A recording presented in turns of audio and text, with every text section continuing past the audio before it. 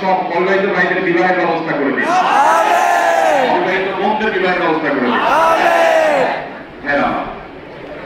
নবী করিম সাল্লাল্লাহু আলাইহি ওয়াসাল্লাম আমাদের চরিত্রকে হেফাজত করবার জন্য উপযুক্ত বয়স হওয়ার পর সামর্থ্য থাকলে বিয়ে করতে বলেছেন। যত জোরে জোরে আমিন আমিন বলেছেন, যত জোরে জোরে ঠিক ঠিক করেছেন, ঠিক তত জোরে জোরে আপনাকে আপনার ক্যারিয়ার বিল্ড আপ করার জন্য আগাতে হবে। আপনি ছাত্র মানুষ, নিজেই বাপের হোটেলে খান, এবার একটা বিয়ে করে বউ এনে বাবার উপরে আরেকটা বোঝা চাপাবেন, এই অধিকার ইসলাম আপনাকে দেয়। এবার ঠিকঠাক একটু আওয়াজ আসতে পক্ষের আসলে সবাই জোরে জোরে ঠিক ঠিক বলে, বিপক্ষে দিলে আর ঠিক ঠিক বাইর হয় না। যাই হোক, তো ভাইরা আমার খুবই গুরুত্বপূর্ণ,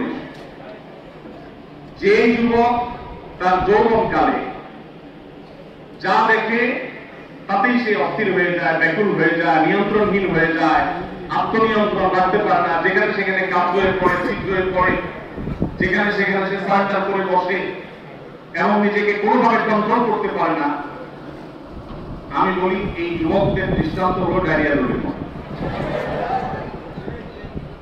কেউ ডায়রিয়া আক্রান্ত হলে সেটা যদি চরম পর্যায়ে পৌঁছে যায়, তখন তার নিয়ন্ত্রণ ক্ষমতা থাকে না, আত্মনিয়ন্ত্রণ থাকে না, চাইলেও সে মন মতো, জায়গা মতো, সময় মতো তার কাজ সে সারতে পারে না।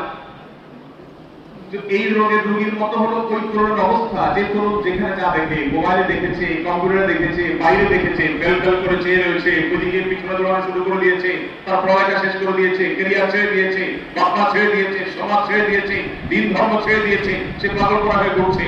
আবার আরেকটা দেখেছে তো সেদিকে ছুটছে।